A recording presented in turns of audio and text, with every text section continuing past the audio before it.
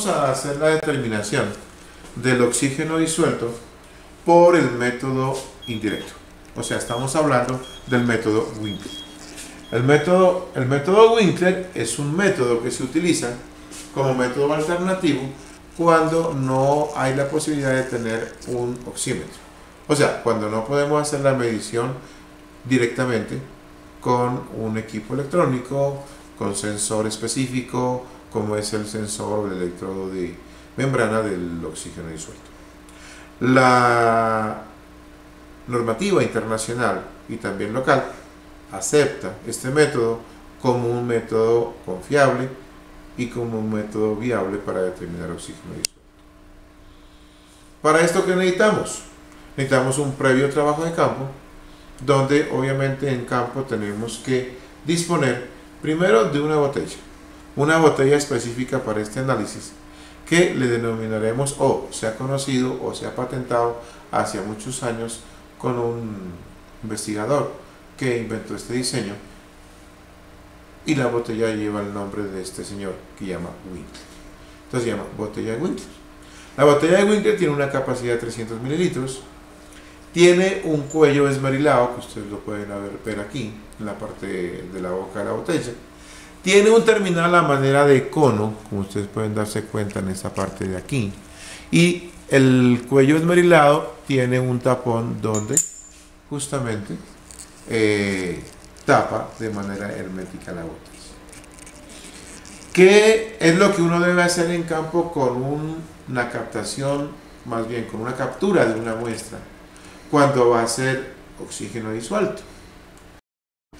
En campo, entonces, esta botella, simplemente cuando llegamos al sitio donde vamos a capturar la muestra, vamos a sumergir la botella completamente cerrada. Y dentro, aquí estamos simulando pues en una cubeta, dentro del cuerpo de agua, hacemos de que efectivamente la botella se nos llene de agua completamente.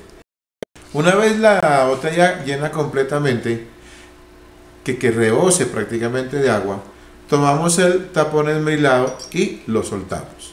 Si ustedes se dan cuenta, en la parte cónica del final de la botella queda algo de agua. La descartamos asegurando el tapón. Le damos vuelta a la botella y, como ustedes se pueden dar cuenta, si podemos tomarlo más en detalle, no hay presencia de aire. Nuevamente le doy la vuelta y no tenemos aire. No hay ninguna burbujita de aire. Aquí radica en buena parte el éxito de esta determinación. En campo yo debo transportar mis reactivos preservantes.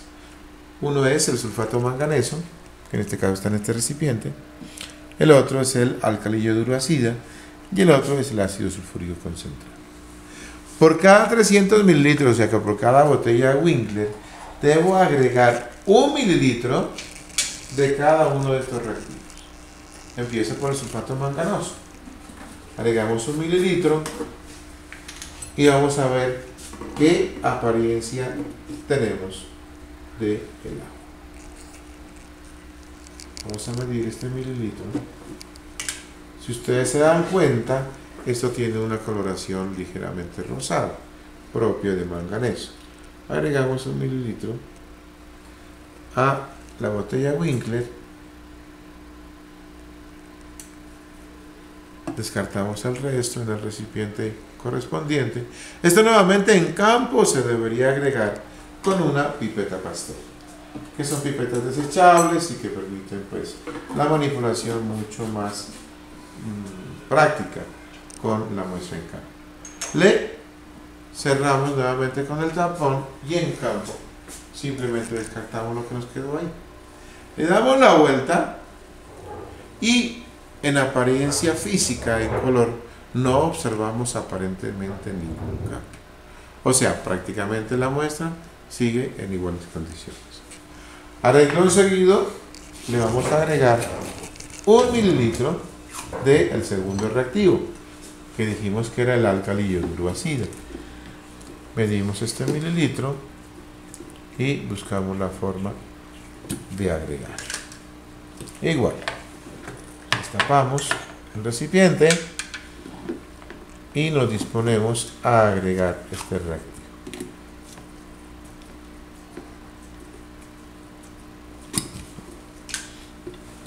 Igualmente, 1 mililitro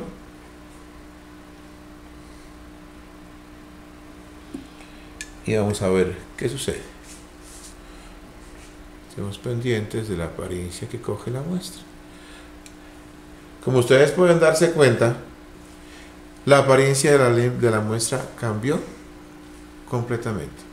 Vuelvo y juega, le coloco el tapón, descarto esa pequeña cantidad de agua que quedó ahí en remanente, le doy un par de vueltas, 2, 3 vueltas, no importa.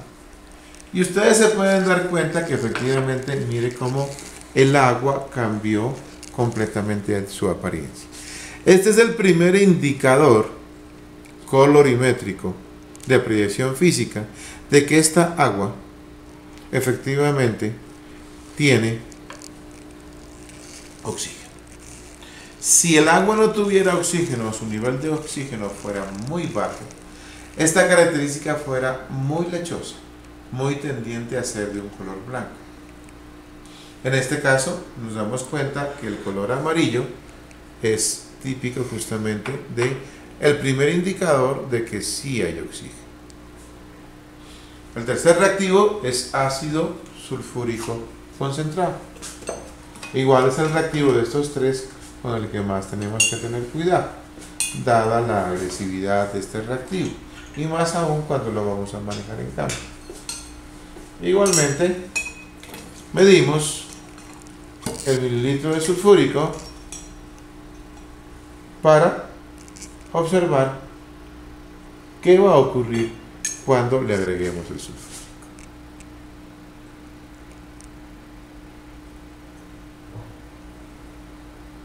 Si ustedes se den cuenta, la coloración, juega, le aplicamos el tapón, descartamos ese remanente, le damos un par de veces la vuelta y observamos justamente la típica apariencia de este color amarillo miel, que nos está diciendo, oiga, aquí efectivamente hay oxígeno, hay presencia de oxígeno.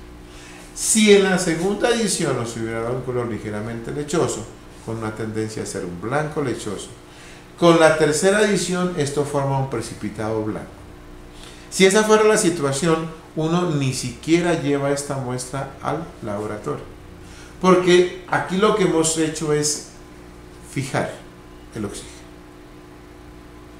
En alguna ocasión habíamos dicho que el oxígeno forma parte de una serie de sustancias que se consideran como fracción volátil.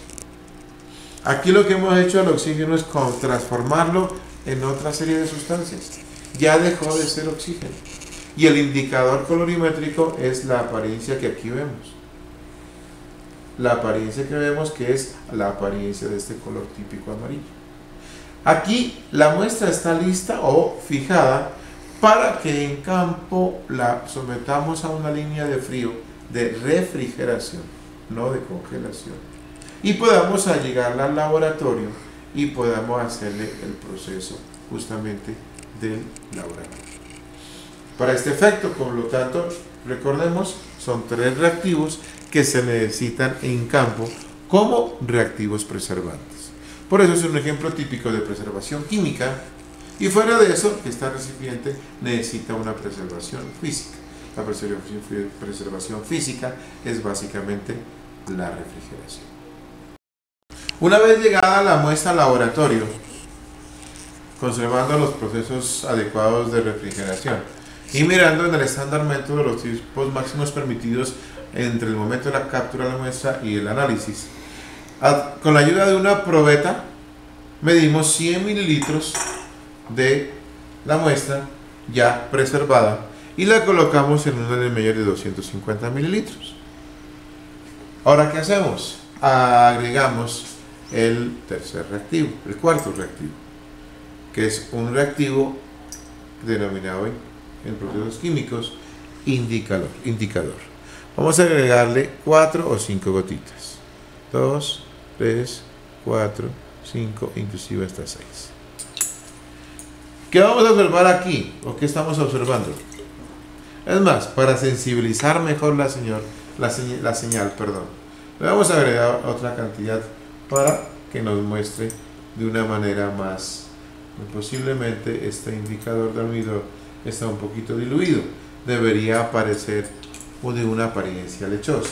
Sin embargo, lo que nos indica es que la solución, una vez agregado el almidón, segunda característica de presencia de oxígeno, debe dar una coloración oscura, tal como lo estamos observando aquí. Ahora, ¿qué hacemos? Disponemos de una bureta automática como la que habíamos hecho uso en el caso de las volumetrías. Por lo tanto, allá es preservación como habíamos hecho anteriormente, y aquí lo que hacemos es la titulación. Ayuda de la bureta electrónica, verificar que toda la bureta esté llena. Colocamos acá para que esto esté en ceros, ya lo hemos colocado. Colocamos en posición de titulación. Tomamos la muestra, la primera porción de la muestra, y empezamos a agregar volúmenes del titulante. El color empieza a virar de este color muy oscuro a un color menos oscuro, un color como negruzco, y miren cómo, si lo podemos tomar con la cámara, cómo va migrando el color, cómo va cambiando, se vuelve un color morado,